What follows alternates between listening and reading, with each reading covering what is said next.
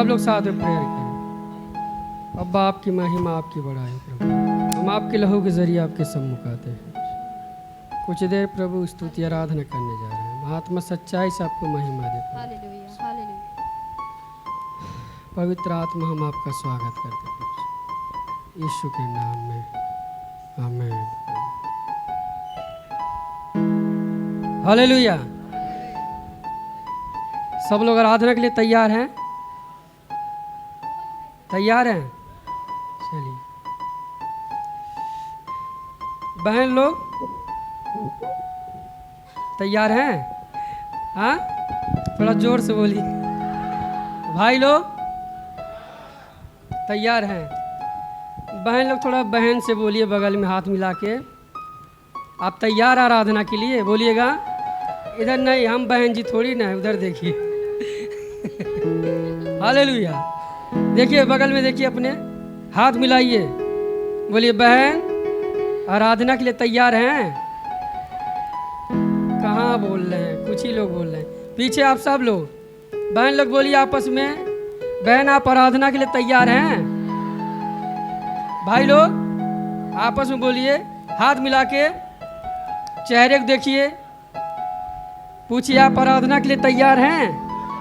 हाँ, तैयार हैं? भाई लोग आपस में, बहन लोग आपस में बोलिए, बहन आराधना करो, आज प्रभु आजाद करेगा। भाई आराधना करो, प्रभु आजाद करेगा।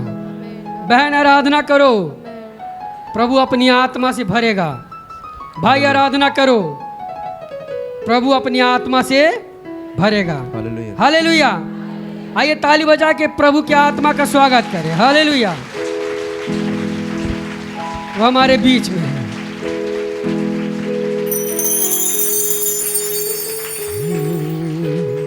मेरा दिल बने तेरा सिंहासन, तेरी आत्मा तेरा आसन।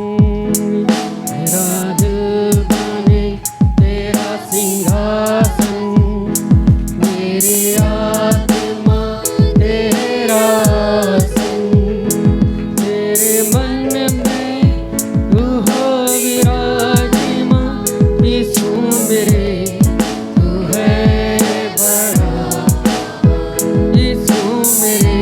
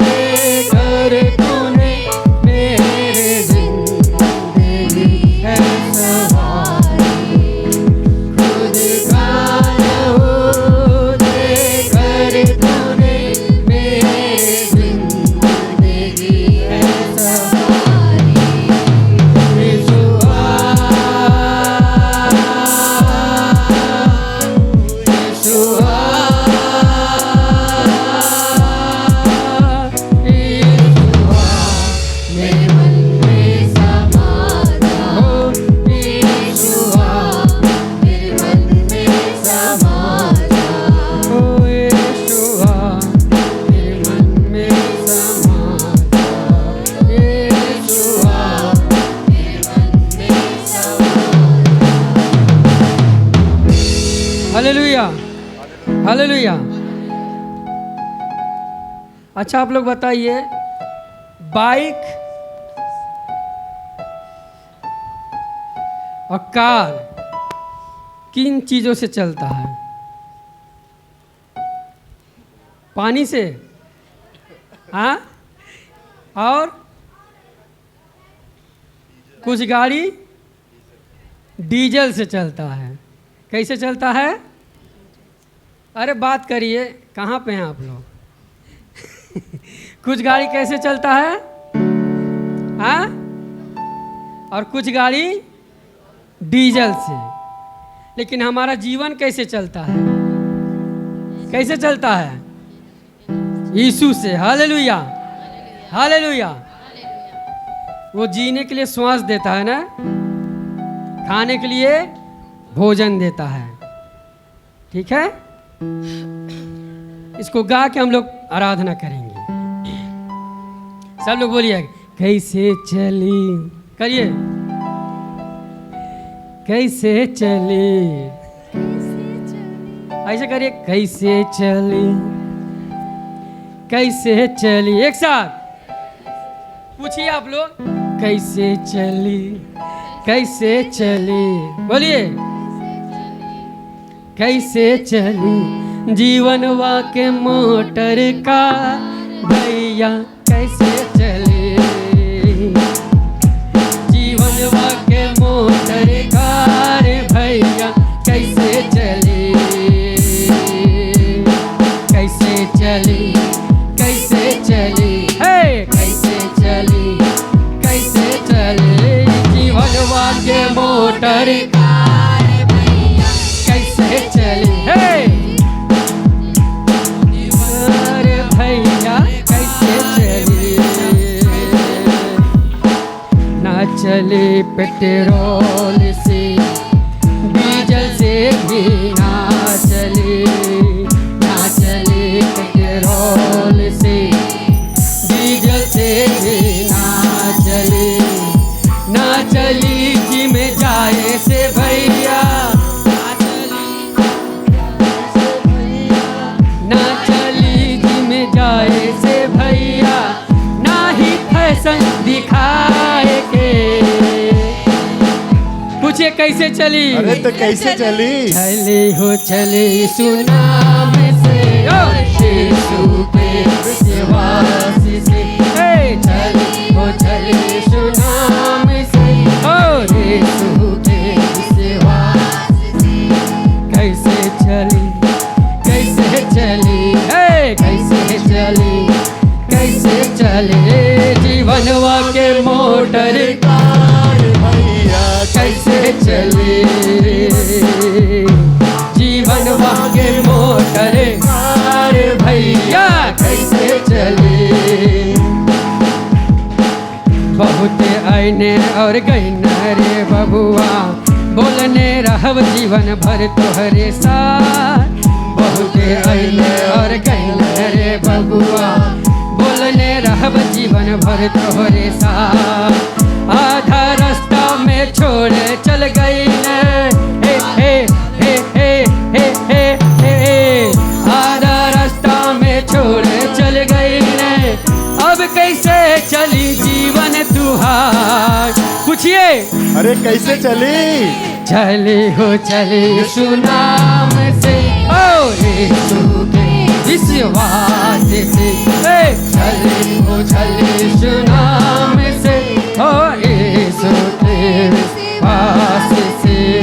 कैसे चली, कैसे चली, कैसे चली, कैसे चली जीवनवा के मोटर कैसे चली जीवनवा के मोटर कार भैया, कैसे चली। सब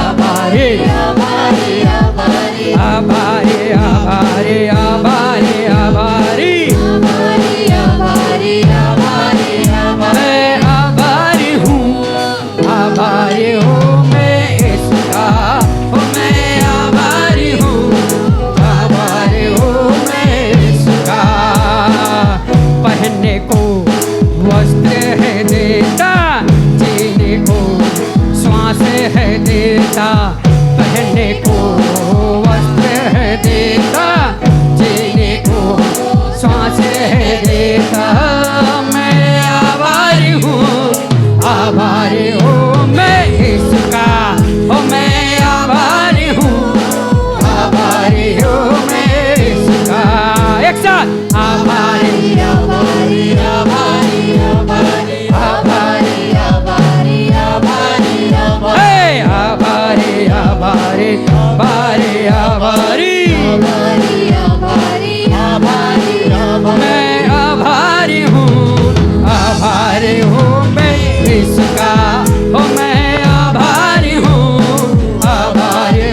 मैं इसका।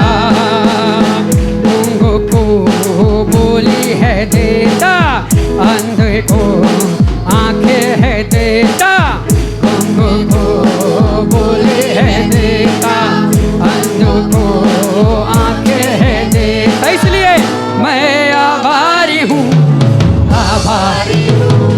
इसका। एक साथ ताली बजा के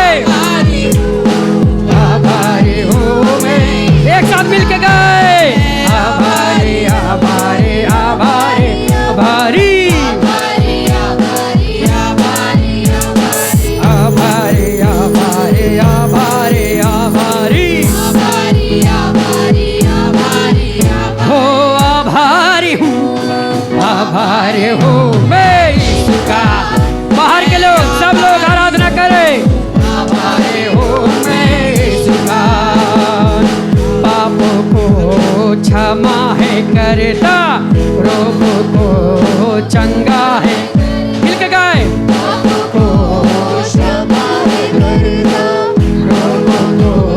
चंगा है। इसलिए मैं आभारी हूँ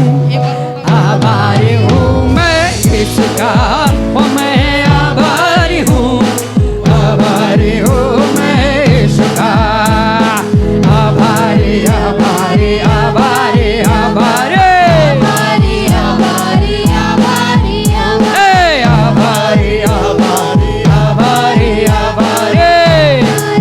आभारी आभारी है। मैं आभारी हूँ मैं इसका, मैं आभारी हूँ मैं इसका। मैं आभारी हूँ मैं इसका, मैं आभारी हूँ मैं इसका। बहिरों को शब्द सुनाता, कोढ़ी को शुद्ध करता, बहिरों को शब्द सुनाता, कोढ़ी को शुद्ध है कर। इसलिए मैं आभारी हूँ मैं इसका, मैं आभारी हूँ मैं इसका। मैं आभारी हूँ मैं इसका, मैं आभारी हूँ। एक साथ ताली बजा के इसका हो मैं आभारी हूँ आनंदित हो के आराधना करे। ओ आभारी हूँ मैं आभारी हूँ मैं इसका। आभारी आभारी आभारी आभारी आभारी आभारी हे आभारी आभारी आभारी आभारी आभारी आभारी आभारी आभारी मैं आभारी हूँ आभारी हूँ मैं इसका। आभारी हूँ मैं इसका। मैं आभारी हूँ मैं इसका। मैं आभारी हूँ मैं आप कहीं आनंद से भर जाए। प्रभु की उपस्थिति में आनंद की भरपूरी है। हालेलुया।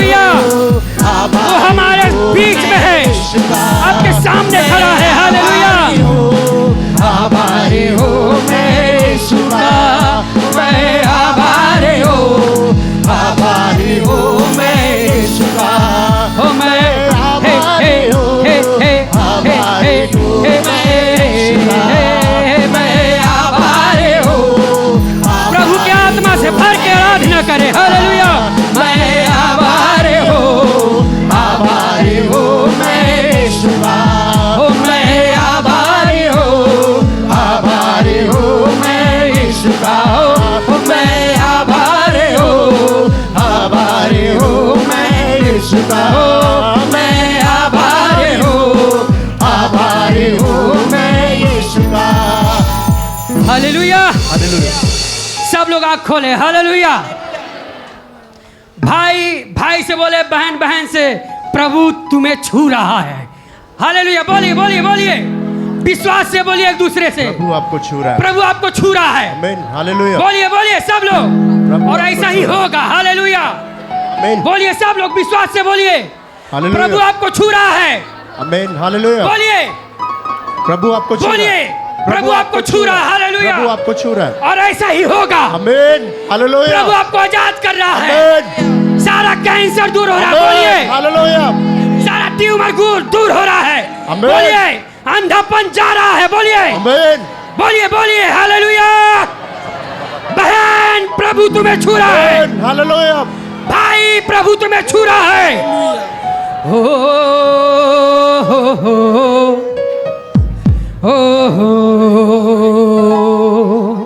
आइए ताली बजा के स्वागत करें पवित्र आत्मा का। ओ हालेलुया, ग्लोरी ग्लोरी। एक साथ ताली बजाए, ताली बजाए एक साथ।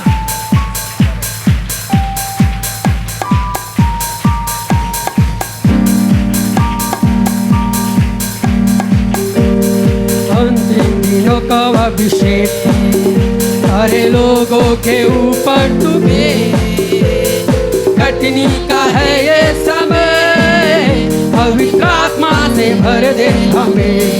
ओ अंतिम दिनों का अभिषेक सारे लोगों के ऊपर तुम्हें, कठिनी का है ये समय, पवित्र आत्मा से भर दे हमें। अग्नि समान उतरा, अग्नि जीव के समान ढह जा, तो का तूफान निकाले के आ, नदी आत्मा की हम पर। एक साथ मिल के गए। अग्नि समान उतरा, अग्नि जीव के समान ढह जा, तो का तूफान निकाले के आ, नदी आत्मा की हम पर बहा। सूखी हड्डियों की तराई में हरी सेना को चलते देखो, अधिकार की वारी तू दे, पवित्र आत्मा में नबुवत। सूखी हड्डियों की तराई में हरी सेना को चलते देखो, अधिकार की वारी तू दे, पवित्र आत्मा में नबुवत कर। अग्नि समान उतरा, अग्नि जीव के समान ठहरा, जो का तूफान निकाले के आ, नदी आत्मा की हम पर बहा। अग्नि समान उतरा, अग्नि जीव के समान ठहरा, जो का तूफान निकाले के आ, नदी आत्मा की हम पर बहा। कर्मेल पर्वत की प्रार्थना में हे छोटे बादल को उठते देखो, आहाब जैसे कपा, वही अग्नि को फिर से तू। पर्वत की प्रार्थना में छोटे बादल को उठते देखो, आहाब जैसे कपा, वही अग्नि को फिर से तू। अग्नि समान, एक साथ मिल के गए, विश्वास से आराधना करे। तो का तूफान निकाले के आ, नदी आत्मा की हम पर बहा। अग्नि समान उतरा, अग्नि जीव के समान ठहरा, तो का तूफान निकाले के आ, नदी आत्मा की हम पर बहा। सीने पर्वत की चोटी पर मैं अग्नि ज्वाला को जलते देखो, इजराइल के है खुदा, वही अग्नि को हम पर उठी। सीने पर्वत की चोटी अग्नि ज्वाला को जलते देखो, इजराइल के खुदा, पर एक साथ मिलके अग्नि समान उतरा, प्रभु से बोले अग्नि के समान उतरा समान हमारे ऊपर। हालेलुया। तूफान का लेके आ, नदी आत्मा की हम पर बहा, अग्नि समान उतरा, अग्नि के समान ठहरा, तूफान का लेके आ, नदी आत्मा की हम पर बहा, नदी आत्मा की हम पर बहा, अग्नि समान, अग्नि की हम पर बहा।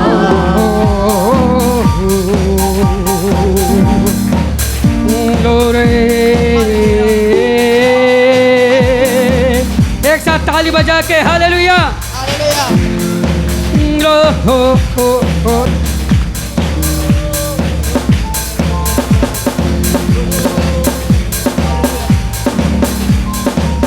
आराधना हो आत्मा से, आराधना हो सच्चाई से, हर एक जिसमें हो प्राण यहोवा की आराधना करे। मिलके गाए।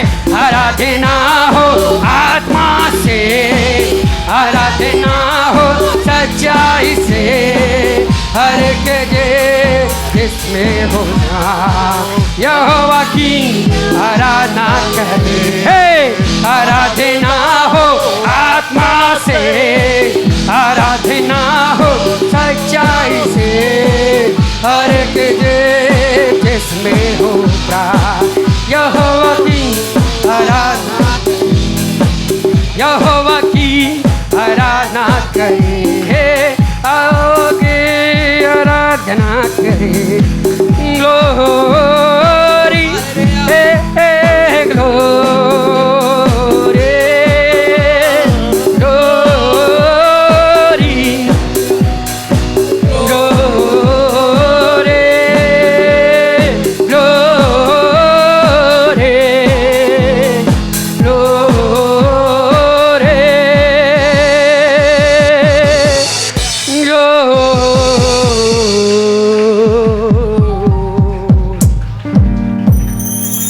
ग्लोरी। ओ हालेलुया। प्रभु अपने वचन के अनुसार जैसा लिखा है, यहोवा तेरी दाहिनी और तेरी आड़ है। हालेलुया। हालेलुया। इस वचन के अनुसार प्रभु आपके दाहिनी ओर खड़ा है। आमीन। हालेलुया। हालेलुया। आमीन। आंख बंद करे, प्रभु आपके दाहिनी ओर खड़ा है। आप किसी देख रहे हैं। हालेलुया। वो आपके दाहिनी ओर खड़ा है। प्रभु से बोले, प्रभु अपना हाथ मुझ पर रख दे। तेरा हाथ मेरे लिए काफी है। तेरा हाथ मेरे सिर पे आ जाए। बोलिए बोलिए सब लोग। ग्लोरी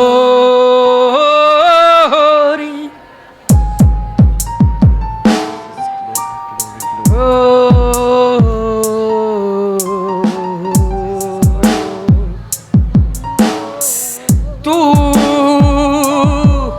मेरी यार है।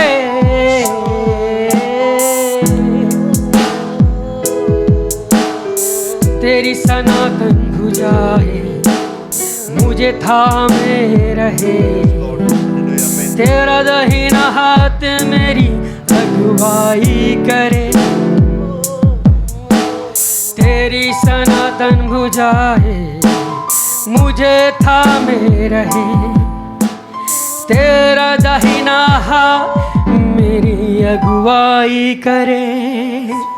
Glory glory.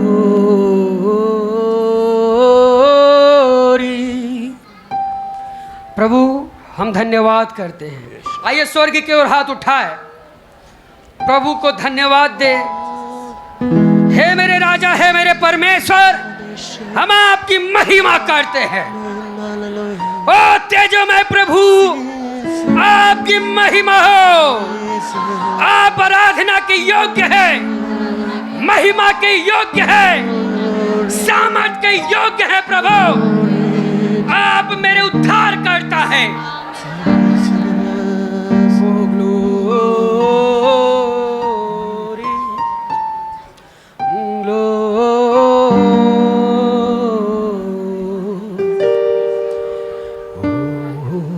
जब आप रोते हैं, वो हमारा ऐसा परमेश्वर है, वो आपके संग संग रोता है। हालेलुया। जब आप खुश हो जाते हैं, वो भी खुश हो जाता है। हालेलुया। जैसे माँ अपने पुत्र को शांति देती है, वैसे ही वो हमें देता है। हालेलुया। ताली बजा के उसकी महिमा करें।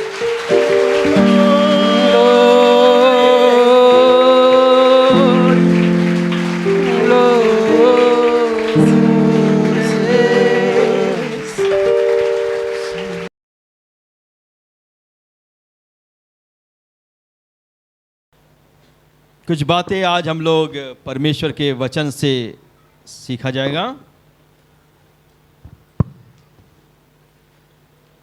आज हम लोग सीखेंगे बुद्धिमान मनुष्य के बारे में, बुद्धिमान स्त्री के बारे में, बुद्धिमान बेटा के बारे में, बुद्धिमान बेटी के बारे में। हालेलुया। बाइबल में परमेश्वर के इस वचन में बहुत सी बातें हैं, बहुत बातें हैं। बुद्धिमान कौन है, किसको हम बुद्धिमान कहेंगे, इसमें बहुत सी बातें हैं, लेकिन सारी बातों को बताने के लिए हमारे पास समय नहीं है। इसलिए इस केवल 3 बातें परमेश्वर के वचन से, केवल 3 बातें बुद्धिमान कौन है हम लोग देखेंगे, और अपने जीवन में भी हम अपने आप को तुलना करेंगे कि क्या हम उस बुद्धिमान की कैटेगरी में हैं कि नहीं। नहीं है तो सुधारेंगे, है ना। परमेश्वर का वचन इसलिए मिलता है ताकि हम अपने आप को जांचें, परखें कि हम उस लायक हैं कि नहीं हैं। तो आज हम लोग देखेंगे उस बुद्धिमान के बारे में, और हम एक बुद्धिमान बेटा बनेंगे, बुद्धिमान बेटी बनेंगे, बुद्धिमान मनुष्य बनेंगे, बुद्धिमान स्त्री बनेंगे। हालेलुया। ओके, ठीक है। आइए हम लोग बाइबल से पहली बात निकाल कर पढ़ेंगे कि वो बुद्धिमान मनुष्य कौन है। पढ़ेंगे नीति वचन 10 अध्याय, उसका 1 वचन पढ़ेंगे।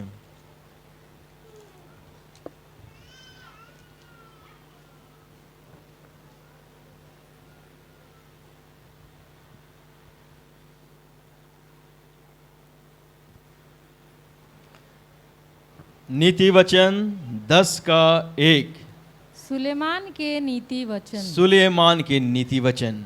बुद्धिमान पुत्र से पिता आनंदित बुद्धिमान होता है, पुत्र से पिता आनंदित होता है, परंतु मूर्ख पुत्र के कारण परंतु मूर्ख पुत्र के कारण माता उदास रहती है। माता उदास रहती है। इसी के साथ साथ 15 का 20 भी पढ़िएगा नीति वचन। बुद्धिमान पुत्र से पिता आनंदित होता है, बुद्धिमान पुत्र से पिता आनंदित होता है, परंतु मूर्ख अपनी माता को तुच्छ जानता है। परंतु मूर्ख जो है अपनी माता को तुच्छ जानता है। सो बुद्धिमान मनुष्य कौन है, आप यहां पर देख सकते हैं। वो पुत्र या पुत्री बुद्धिमान है जो अपने माता पिता को प्रसन्न करता है, या दूसरे शब्दों में कहे, बुद्धिमान बेटा, बुद्धिमान बेटी वो है जो अपने माता पिता का आदर करता है। हालेलुया। कितने लोग के पास माता पिता है, हाथ उठाइए।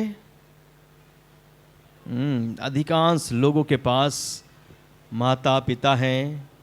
कुछ लोग के पास पिता होंगे, कुछ लोग के पास माता होंगे, कुछ लोग के पास दोनों हैं। इस समय माता पिता हैं। परमेश्वर का वचन बता रहा है, ध्यान से सुनिएगा, ऐसे लोग जिनके पास माता है या पिता है या दोनों हैं, माता पिता दोनों हैं, वो लोग बड़े ध्यान से सुनिएगा। वो बुद्धिमान व्यक्ति वो है जो अपने माता और पिता का आदर करता है।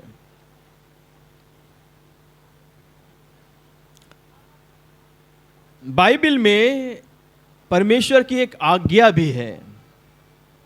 व्यवस्था विवरण 5:16 पढ़ेंगे हम लोग। व्यवस्था विवरण 5:16 पढ़िएगा।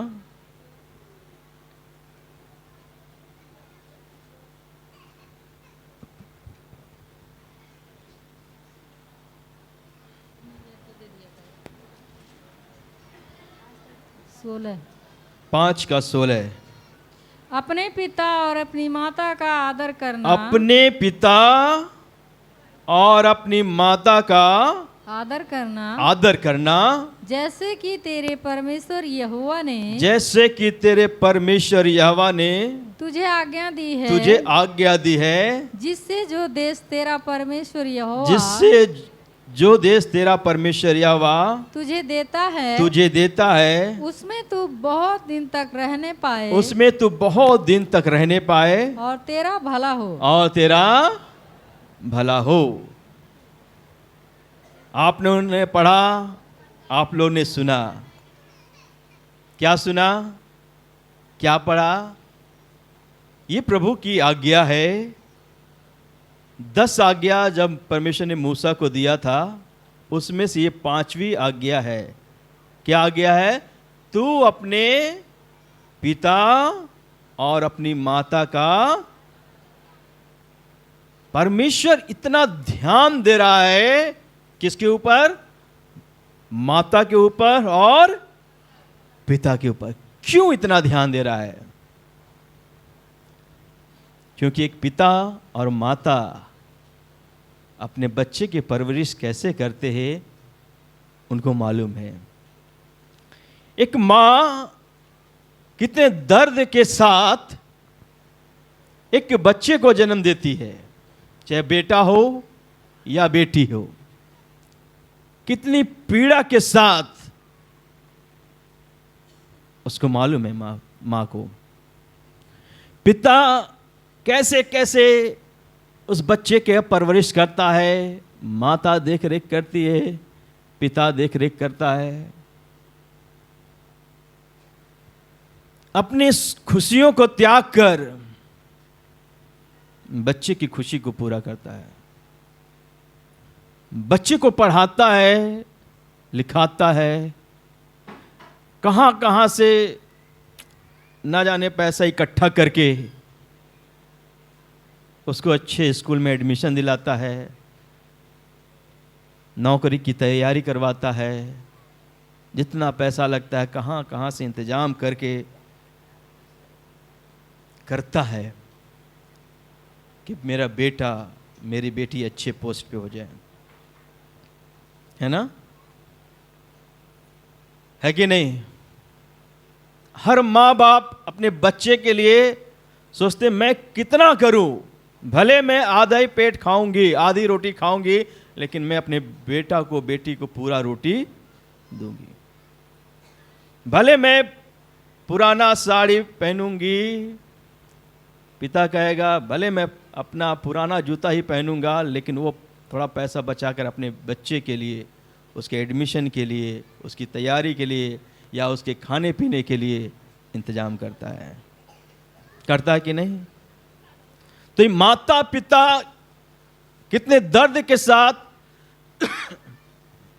कितने दुख के साथ ना होते हुए भी उनके पास बड़े ही खुशी खुशी अपनी खुशियों को त्याग कर अपने बच्चों के लिए ये सारे काम करता है। इसलिए परमेश्वर का वचन कह रहा है भूलना नहीं अपनी माता को, अपने पिता को भूलना नहीं। तुम्हारी मां ने, तुम्हारे पिता ने किस दर्द से तुम्हें जन्म दिया, पढ़ाया, लिखाया, बड़ा किया है, भूलना नहीं। उनको आंसू मत देना, उनको रुलाना नहीं। आज बहुत से बच्चे पेपर में पढ़ते हैं, टीवी में देखते हैं, बहुत से बच्चे जब अच्छे पोस्ट पे हो जाते हैं, अच्छा बिजनेस हो जाता है, नौकरी हो जाता है, या किसी ने कोई बात की वजह से अपने पिता को, अपनी माँ को भूल जाते हैं, उनके आंसुओं पे चलते हैं, अपनी खुशी के लिए अपने पिता को, अपनी माँ को रुला रहे हैं, बीमारी की दशा में उन्हें छोड़ दे रहे हैं। बुजुर्ग लोग को रखते, माता पिता को ऐसे जगह उनको छोड़ दे रहे हैं। पिता रो रहा है, माँ रो रही है। क्या ये सही है? क्या ये सही है? आज बहुत माता पिता रो रहे हैं।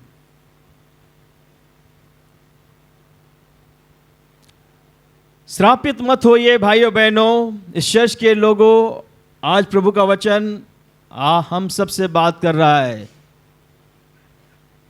श्रापित होने का कोई काम मत करिए। एक वचन आपको आपको पढ़ाएंगे तब आपको और अच्छे समझ में आएगा। व्यवस्था विवरण 27 का 16 पढ़ दीजिएगा।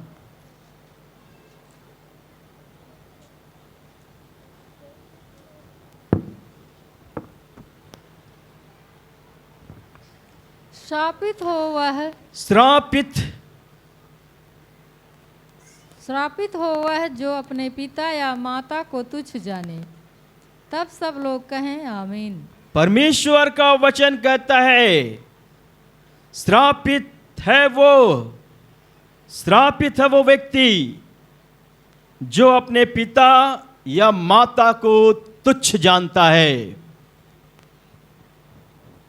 अनावश्यक श्राप जीवन में आ जाते हैं। बहुत से लोग के लिए प्रार्थना होता है, फिर भी छुटकारा, चंगाई, आशीष नहीं मिलता। क्यों? श्रापित हो गए हैं। श्रापित कैसे हो गए हैं? अपनी माता पिता का आदर ना करने की वजह से। बुद्धिमान की जगह मूर्ख बन गए हैं। अपने पिता को ठुकरा दे रहे हैं, अपनी माता को ठुकरा दे रहे हैं, पिता को माता को तुच्छ जान रहे हैं। इसलिए परमेश्वर का दिल रोने लगता है, परमेश्वर का दिल टूट जाता है कि ये बेटा ये बेटी अपने माँ बाप का कैसे तिरस्कार कर रहा है। कितने लोग तो अपने माता पिता के ऊपर हाथ भी उठाते हैं। क्या कुछ नहीं करते कितने लोग अपने माता पिता के लिए, उनको रुलाने के लिए, उनको दुख पहुंचाने के लिए। जो पिता माता अपनी खुशी के लिए अपनी खुशी को त्याग कर बच्चे के खुशी को ध्यान दिया, आज वो बच्चा अपनी खुशी के लिए माता पिता को रुला रहा है। प्रियो मेरे भाई बहनों, परमेश्वर के लोगों, आप और मैं ऐसा नहीं होना है। हम श्रापित होने की कैटेगरी में नहीं आना। आपके पापा आपकी मम्मी जैसे भी हो सकता है गांव के हो, ठीक से बोलना नहीं जानते हैं, या हो सकते हैं माँ गांव की है, आपको उतना अच्छे से बोल नहीं पाती है, या जैसे भी आपके पिता गुस्सा कर रहे हैं, या कुछ जैसे भी आपके पापा। आप ध्यान रखना, माता पिता की बात को मानना, उनका आदर करो, उनकी बातों को तिरस्कार मत करो, उनको दुख देने वाली बात कोई ना करो। यदि कोई ऐसा करेगा श्रापित है ना। कई लोग भाई लोग किसी लड़की के प्यार में, कुछ लड़कियां लड़कों के प्यार में अपने माता पिता की बात नहीं मानते हैं, है ना। लड़की के प्यार में खो जाते हैं, उस लड़के के प्यार में खो जाते हैं, माँ बाप की बात को ठुकरा कर कहीं भाग जाते हैं। ठीक है, आए दिन आप देख रहे हैं क्या बीतती है मां बाप के दिल पे। परमेश्वर का श्राप जीवन में आ जाता है, आशीष रुक जाता है। यदि परमेश्वर का वचन आज आपसे बात कर रहा है, यदि किसी ने ऐसा काम किया है, परमेश्वर को रुलाने वाला काम, अर्थात अपने माता पिता को रुलाने वाला काम किसी ने किया है, तो आज प्रभु से माफी मांगिए। आज प्रभु से क्षमा मांगे कि प्रभु अभी तक मैं अपने माता पिता को तुच्छ जाना, मैं अपने आप को बुद्धिमान समझा, अपने माता पिता को तुच्छ जाना, मूर्ख समझा। मैं सोचा कि अरे माता पिता को क्या मालूम है, मैं उनसे ज़्यादा बुद्धिमान हूँ, मैं उससे ज़्यादा बुद्धिमान हूँ। उसको ठुकरा दिया, इसलिए श्राप जीवन में आ गया, कोई बरकत नहीं मिला। प्रार्थना करने के बाद भी लोग छुटकारा नहीं पा रहे हैं, चंगाई नहीं पा रहे हैं, आशीष नहीं आ रहा है, आपका भविष्य बंधा हुआ है, कोई सफलता नहीं मिला। क्यों? माता पिता का दिल को तोड़ा है, रुलाया है। यदि इसमें से कोई भी है, आज प्रभु से माफी मांगना कि प्रभु अब से मैं अपनी मम्मी की बात को मानूंगी, अब से मैं अपने पापा का बात मानूंगा। हालेलुया। यदि आप ऐसा करेंगे, परमेश्वर कहेगा हाँ तू बुद्धिमान बेटा है, तू बुद्धिमान बेटी है। परमेश्वर का हाथ तब आपके ऊपर आएगा, आशीष का हाथ आपके ऊपर आएगा। जिस काम में आप हाथ लगाएंगे ना, वो काम सफल होगा। वो हाँ जरूर देखिएगा, वो काम सफल होगा। आपको छुटकारा, चंगाई, आशीष आज से, अभी से मिलना शुरू हो जाएगा। वो श्राप, बंधन टूट जाएगा। हालेलुया। तो आदर करो भाइयों, आदर करो बहनों, माता पिता की बात को मानो, रुलाने वाला काम मत करो।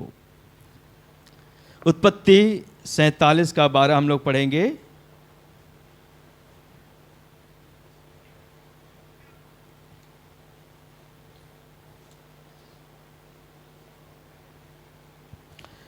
एक व्यक्ति का उदाहरण है, एक बुद्धिमान पुत्र का उदाहरण है, जिसका नाम है यूसुफ। जी पढ़िए, उत्पत्ति 47 का 12।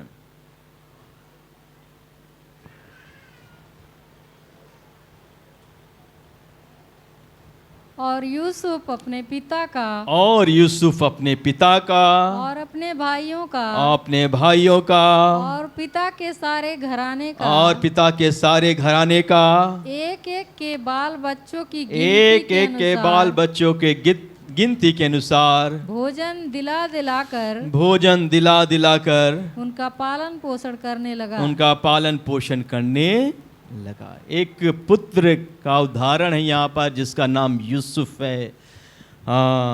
कनान में अकाल पड़ गया, इसलिए याकूब ने अपने पुत्रों को मिस्र में भेजा, क्योंकि वहाँ अन्न था, और वहाँ का प्रधानमंत्री बन गया था याकूब का ही एक बेटा, जिसका नाम यूसुफ था, और उन लोगों को भी पता नहीं था।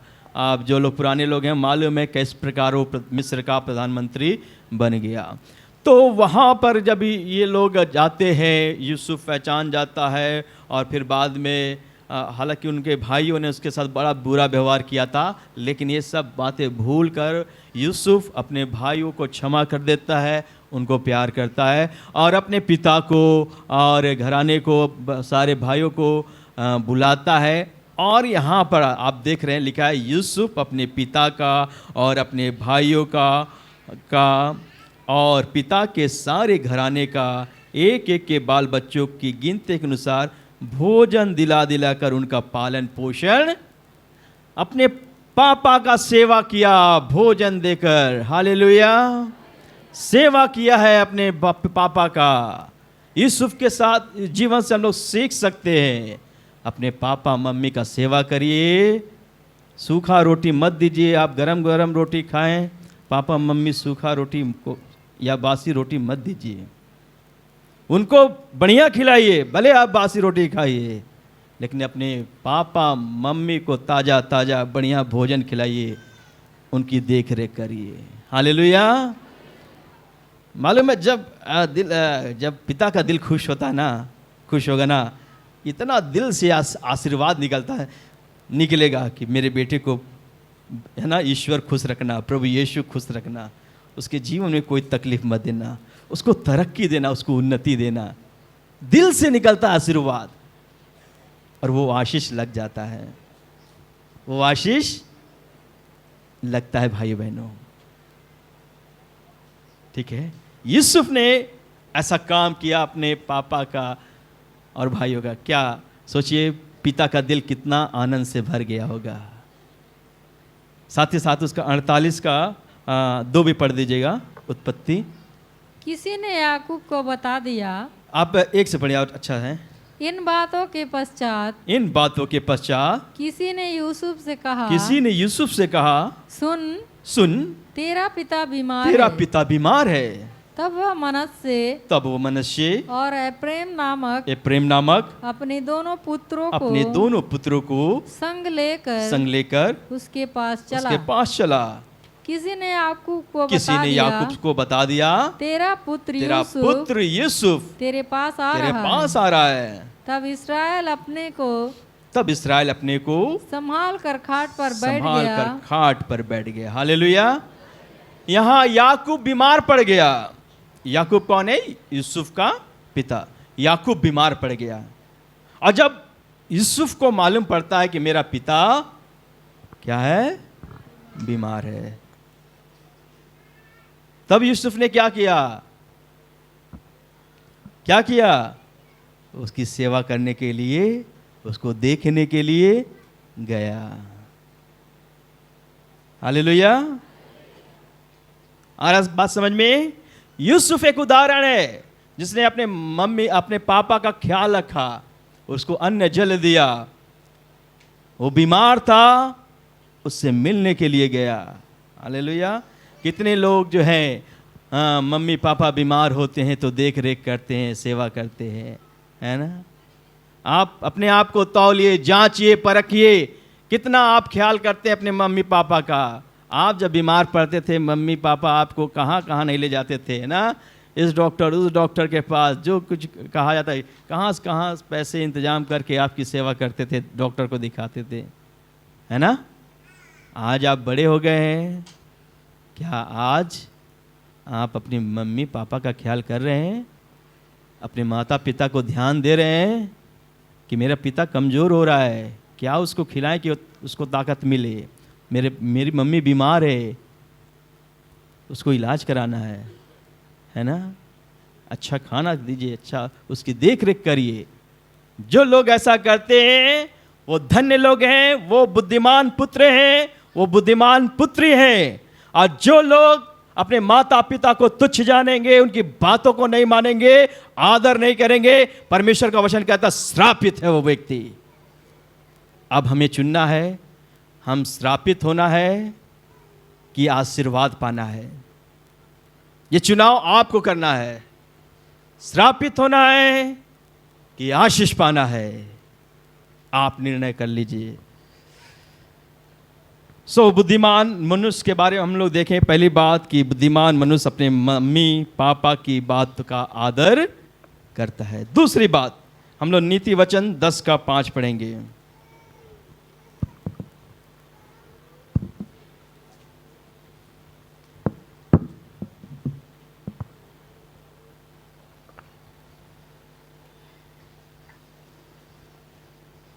नीति वचन 10 का 5। जो बेटा धूप काल में बटोरता है वह बुद्धि से काम करने वाला है, परंतु जो बेटा कटनी के समय भारी नींद में पड़ा रहता है वह लज्जा का कारण होता है। हाँ, परमेश्वर का वचन कहता है जो बेटा धूप काल में बटोरता है वो बुद्धि से काम करने वाला है। वो बेटा क्या है? बुद्धि से काम करना, अर्थात बुद्धिमान है। परंतु जो बेटा कटनी के समय भारी नींद में पड़ा रहता है वो लज्जा का कारण होता है। आपको मालूम है कटनी के समय बहुत से लोग किसान है ना, कटनी के समय किसान क्या एकदम एक्टिव रहते हैं, एकदम कि हमें खेत को काटना है। वो आलस्य नहीं करता है, आलस नहीं करते, क्योंकि उनको मालूम है ओला पड़ गया या बारिश हो गई तो मेरे फसल क्या हो जाएगा, नष्ट हो जाएगा। इसलिए उससे पहले बुद्धिमान किसान ये होता है, बुद्धिमान किसान होता है, देखता खेत पक चुका है तो तुरंत क्या करता है, कटने के लिए जाता है।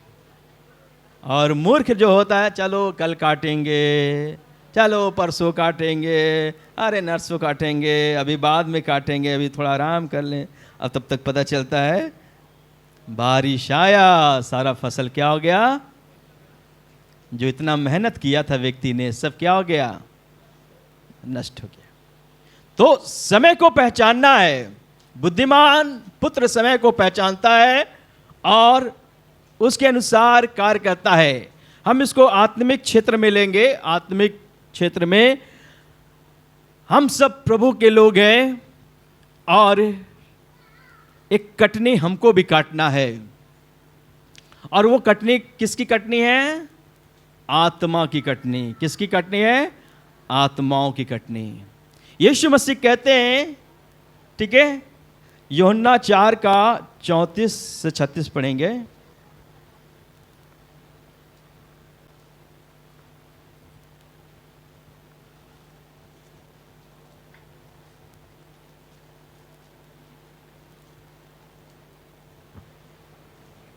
यीशु ने उनसे कहा, यीशु ने उनसे कहा, मेरा भोजन यह मेरा है भोजन यह है कि अपने भेजने वाले की इच्छा के अनुसार चलूं इच्छा के अनुसार चलूं, और उसका काम पूरा करूं। उसका काम करूं।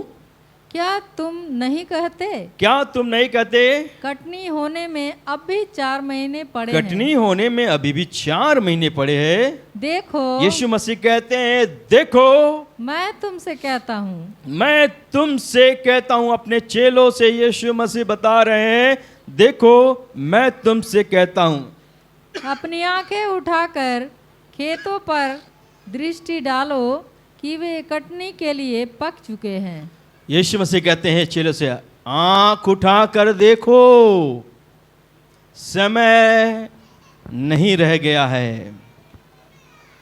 खेतों की ओर आंख उठाकर देखो, कटनी के लिए फसल पक चुके हैं। आंख उठाकर देखो। आगे, काटने वाला मजदूरी पाता, काटने वाला मजदूरी पाता और अनंत जीवन के लिए फल बटोरता अनंत है, जीवन के लिए फल बटोरता है, ताकि बोने वाला और काटने वाला दोनों मिलकर आनंद करें। दोनों मिलकर आनंद करे। तो यीशु मसीह कह रहा है, अभी कटनी का समय है। तुम क्या कर रहे हो, अभी बहुत समय है। आंख उठाकर देख लो, खेतों में आंख उठाकर देखो, खेत में फसल पक चुके हैं। अगर विलंब किया तो ये सब बर्बाद हो जाएगा। इसलिए अभी वो समय है, काट लो। ये आत्मिक क्षेत्र में मैं बता रहा हूं, आत्मा के विषय में, ठीक है ना। आत्मा लोग, आज इंसान कहाँ जा रहा है, बहुत सी आंखों पर शैतान ने काला पट्टी बांध दिया है। को यीशु को ना जाने, यीशु के प्यार को ना जाने, यीशु ने क्या बलिदान किया है, उनके पापों के लिए क्या कुछ नहीं किया है। शैतान नहीं चाहता कि उस यीशु को जाने, उद्धार को जाने, इसलिए काला पट्टी बांधा हुआ है, ठीक है। सब नरक के लिए बढ़ रहे हैं।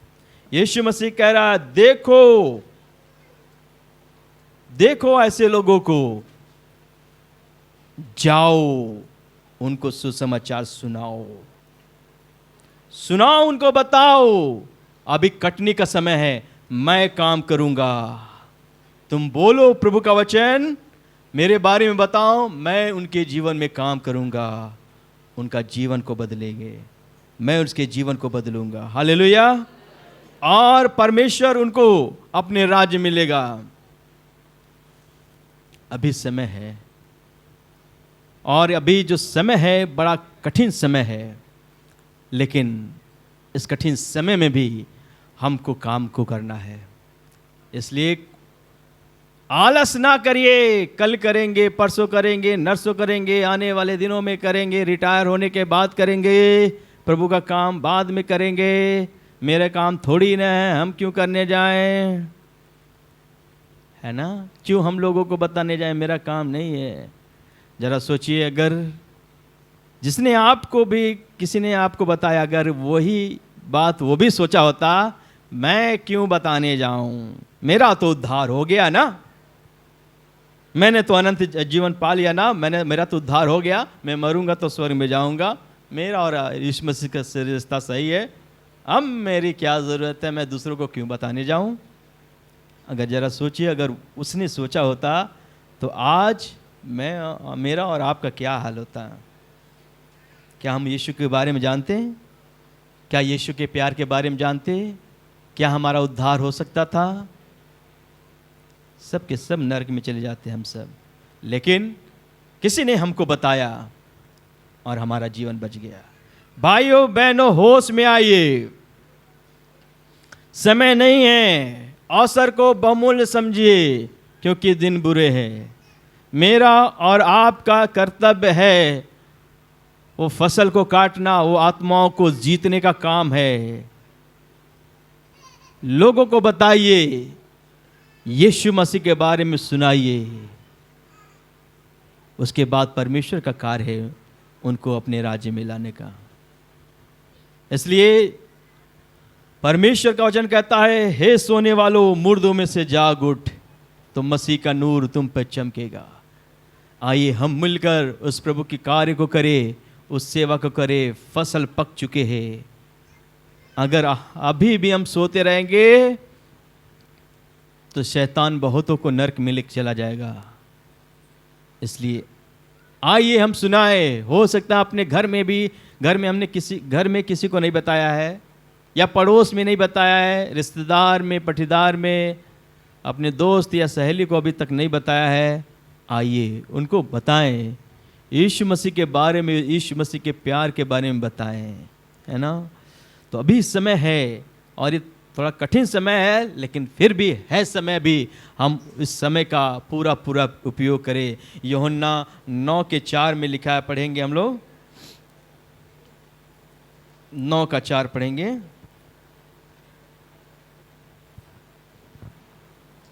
जिसने मुझे भेजा है, यीशु मसीह कह रहे हैं जिसने मुझे भेजा है, हमें उसके काम दिन ही दिन में करना हमें अवश्य उसके है। काम दिन ही दिन में करना अवश्य है। वह रात आने वाली है, वह रात आने वाली है जिसमें कोई काम नहीं कर कोई सकता। काम नहीं कर सकता है। ठीक है, एक रात आने वाली है जिसमें कोई काम नहीं कर सकता। अभी है समय, हम लोगों को प्रभु के बारे में बता सकते हैं। एक रात आने वाली है जिसमें चाह कर भी हम लोगों को सुसमाचार नहीं सुना पाएंगे, है ना? अभी हम जिंदा हैं, हमें नहीं मालूम प्रभु कितने दिन हमें इस संसार में रखेगा, है ना? हम सोचेंगे 20 साल के बाद सुनाएंगे, या 10 साल के बाद लोगों को यीशु मसीह के बारे में बताएंगे। क्या मालूम है कि कल क्या होगा? क्या मालूम है क्या आने वाले दिनों में होने वाला है? क्या प्रचार करने का मौका मिलेगा कि नहीं, या कोई बंदिश लग जाए, हमें नहीं मालूम। लेकिन अभी समय है कटनी का। बुद्धिमान पुत्र, बुद्धिमान पुत्री वो है जो धूप काल नहीं देखता है, उसको मालूम है कटनी का समय हो गया है। हम आलस नहीं करेंगे, हम प्रभु का काम को करेंगे, काटेंगे, फसल को काटेंगे, आत्माओं को जीतेंगे। जो मुझसे बन पड़ता है वो काम मैं करूंगा। हालेलुया। तो इस कठिन समय में भी हमको करना है, परमेश्वर इसका फल देगा। एक वचन पढ़ेंगे, उत्पत्ति 26:12 पढ़ेंगे। उत्पत्ति 26:12 पढ़ेंगे।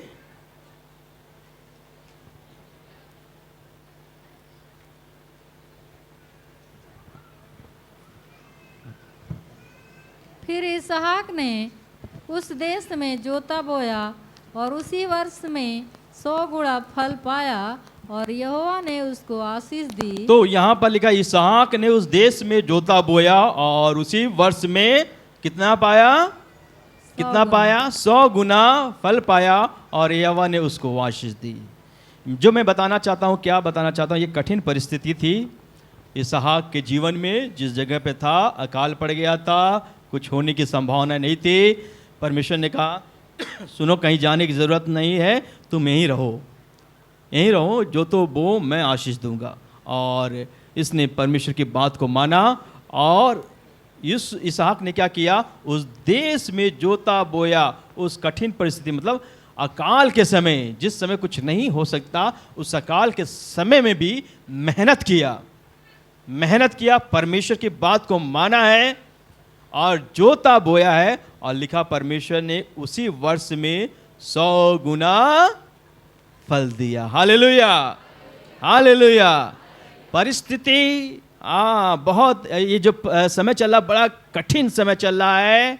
जैसे उस समय अकाल की समय था, कुछ होने वाला नहीं था, ऐसे आज भी समय है ना, कठिन परिस्थिति है आज का समय। आत्माओं को बचाना बड़ा मुश्किल है ना, बहुत मुश्किल का समय चल रहा है। ये घड़ी कठिन समय है, लेकिन याद करना हमारा परमेश्वर सर्वशक्तिमान है। हालेलुया, जो कठिन परिस्थितियों में भी अद्भुत काम करता है। हालेलुया, देखने वाले देखते रह जाएंगे कैसे परमेश्वर ये कठिन समय में काम कर रहा है। हालेलुया। मेरा और आपका काम है भाइयों बहनों, कठिन परिस्थिति में भी प्रभु का सुसमाचार सुनाना। कैसे सुनाना? बुद्धिमानी के साथ परमेश्वर का कार्य को करे, परमेश्वर का सुसमाचार लोगों को बांटे। हमें नहीं मालूम हम कल का दिन देख पाएंगे कि नहीं देख पाएंगे, लेकिन याद रखना, जब तक प्रभु जीवन दिया है, आइए प्रभु के लिए कुछ कार्य को करें। हालेलुया, ताकि हम अनंत जीवन के लिए हालेलुया कुछ आत्माओं को बटोर कर यहाँ से ले जा सके और कई लोग कह सके इस भाई के द्वारा, इस बहन के द्वारा मेरा जीवन,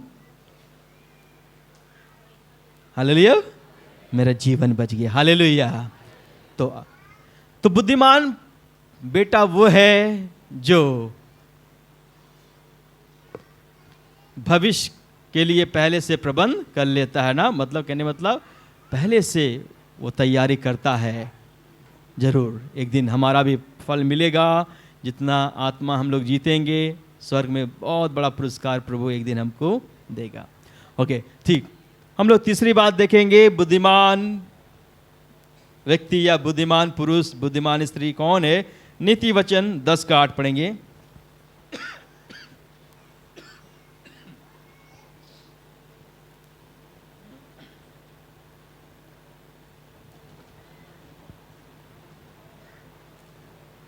जो बुद्धिमान है वह आज्ञाओं को स्वीकार करता है, परंतु जो बकवादी और मूढ़ है वह पछाड़ खाता है। तो परमेश्वर का वचन कर रहा है, जो बुद्धिमान है वो आज्ञाओं को स्वीकार करता है कि अस्वीकार करता है? बताइए, बुद्धिमान कौन है? जो आज्ञाओं को स्वीकार करता है कि अस्वीकार करता है? हाँ? जोर से बोले। जो आज्ञा को स्वीकार करता है वो बुद्धिमान मनुष्य है, वो बुद्धिमान स्त्री है, बुद्धिमान बेटा है, बुद्धिमान बेटी है। ठीक है। उत्पत्ति 12 में लिखा है, जब हम अब्राहम के विषय में पढ़ते हैं, उत्पत्ति 12 अध्याय निकाले, जल्दी से पढ़ेंगे हम लोग।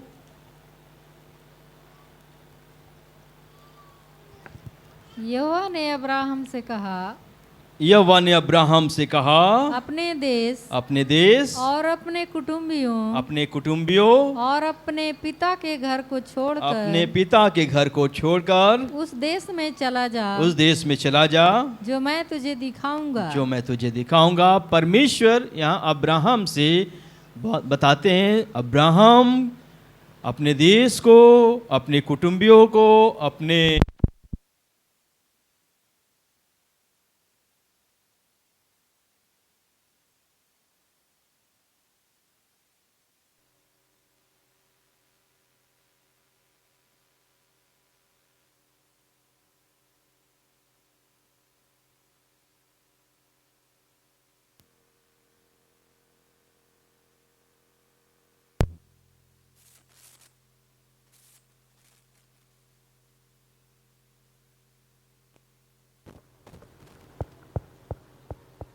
Hallelujah, hallelujah, hallelujah. Thank you Jesus, hallelujah, hallelujah. ठीक, तो यहाँ पर परमेश्वर अब्राहम से कहते हैं, अब्राहम अपने देश और अपने कुटुंबियों और अपने पिता के घर को छोड़कर उस देश में चला जा जो मैं तुझे दिखाऊंगा। तो एक आज्ञा परमेश्वर ने अब्राहम को दिया, और अब्राहम, आगे पढ़ेंगे, अब्राहम ने परमेश्वर की बात को माना है। उसको नहीं मालूम कहाँ जाना है, किस जगह जाना है, लेकिन परमेश्वर ने बोला निकलो यहाँ से, जो देश मैं तुम्हें बताऊंगा वहां तुमको जाना है। अब्राहम परमेश्वर की बात को माना, स्वीकार किया। ये एक आज्ञाकारी बेटा है, आज्ञाकारी मनुष्य है। हमने वचन देखा, बुद्धिमान मनुष्य वो है जो परमेश्वर, जो आज्ञाओं को स्वीकार, तिरस्कार नहीं करता। क्यों प्रभु हम जाएं, अभी नहीं जाएंगे, बाद में जाएंगे, हमको देश के बारे में नहीं मालूम, कहाँ आप भेज रहे हैं। कोई क्वेश्चन नहीं किया, कोई प्रश्न नहीं किया। परमेश्वर ने कहा है तो कहा है, मैं परमेश्वर की बात को मानूंगा। हालेलुया। साथ में पढ़ेंगे, 22 अध्याय भी पढ़ लेंगे, उत्पत्ति 22।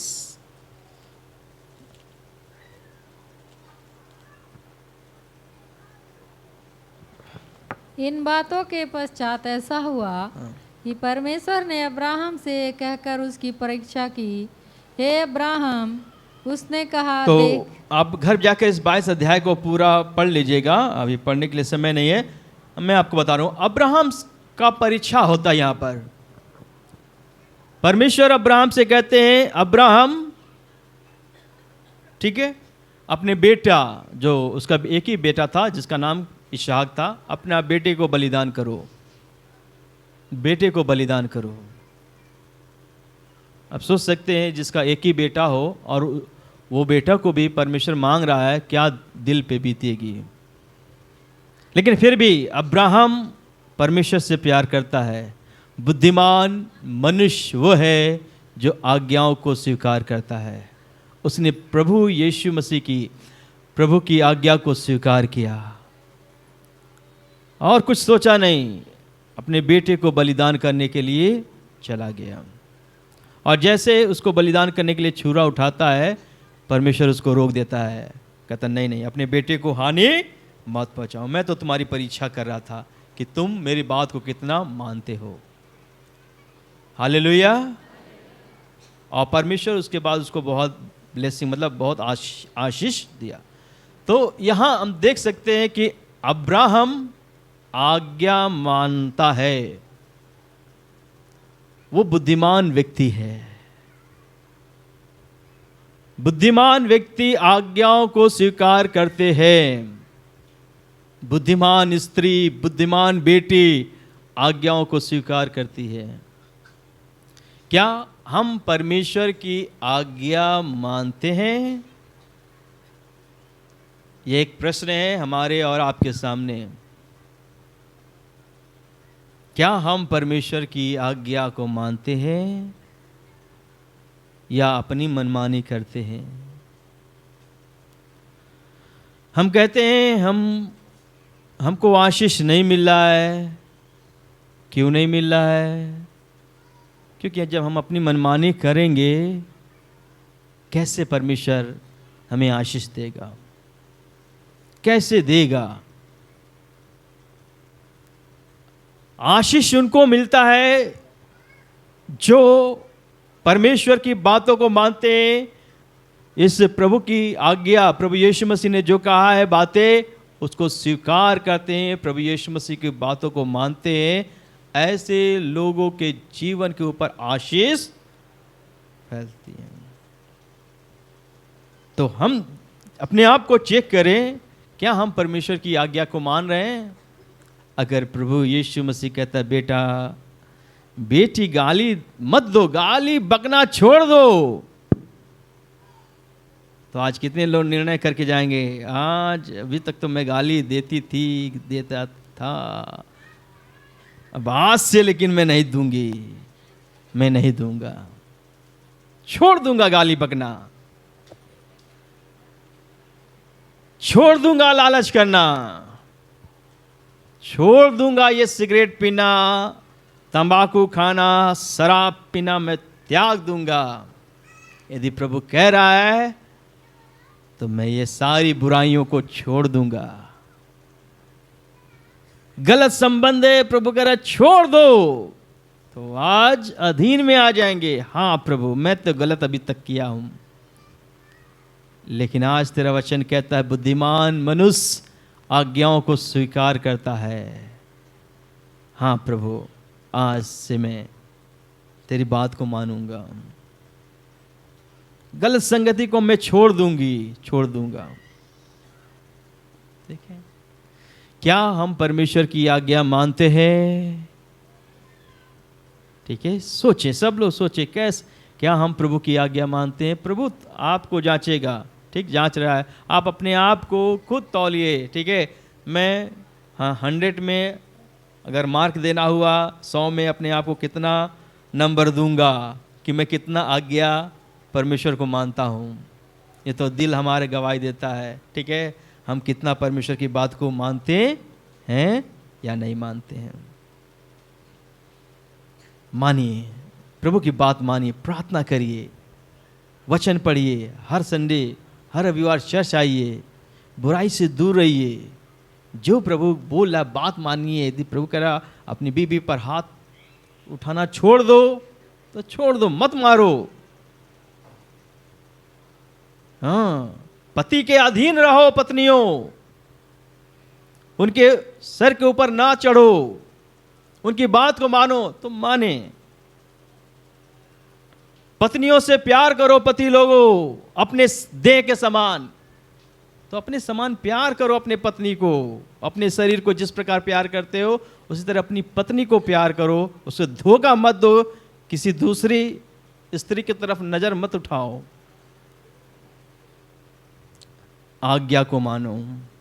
बुद्धिमान व्यक्ति वो है जो आज्ञा को स्वीकार करता है। मेरा समय यहाँ समाप्त होता है, इसलिए बस 3 बातें मैंने आप लोग को आज बताया है। बुद्धिमान व्यक्ति कौन है ना? बुद्धिमान व्यक्ति कौन है? हमने पहली बात देखा, वो बुद्धिमान है जो अपने माता पिता का आदर करता है। आदर करता है, आज से करे। अभी तक यदि नहीं किए हैं तो आज से करे। यदि कर रहे हैं,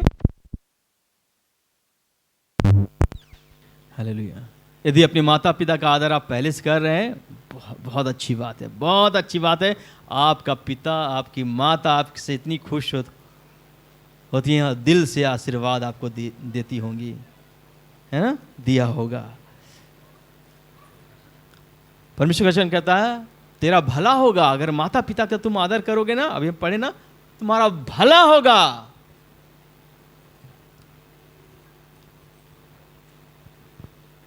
तो आइए भाइयों बहनों, हमारे जीवन के साथ भला होना है ना। आइए हम परमेश्वर की बातों को माने, अपने माता पिता का आदर करें, उनको दुख देने वाला कोई काम ना करे, उनकी देख रेख करे, उनको यूं ही ना छोड़ दे, उनसे प्यार करे, उनका खाना या पीना को ध्यान दे, उनके कपड़े लत्ते का ध्यान दीजिए। बीमार हैं तो उनकी देख रेख करे, प्यार करिए। अपने माता पिता को प्यार करिए। जो लोग आशीष पाना चाहते हैं, अपने माता पिता को प्यार करिए, अन्यथा परमेश्वर का वचन बताया है, श्रापित है वह व्यक्ति जो अपने माता पिता को तुच्छ जानता है, आदर नहीं करता है। और दूसरा पॉइंट हम लोग ने देखा, भविष्य के लिए पहले से प्रबंध कर लेना। ठीक है, कटनी का समय है, पहले से हमें तैयार रहना है ना। बुद्धिमान पुत्र समय को देखते हुए वो कटनी को काटता है। ठीक है, इसलिए ध्यान दीजिएगा। और तीसरा बात हम लोगों ने सीखा, बुद्धिमान पुत्र जो है आज्ञाओं को स्वीकार करता है, बात को मानता है ना। हालेलुया। आशा करते हैं आपको समझ में आ गया होगा। मार दीजिए इसको, मार दीजिए गोंजा छोटा सा। हाँ डरिए नहीं, छोटा सा गोजर है इसमें ठीक, बैठ जाइए बैठ जाइए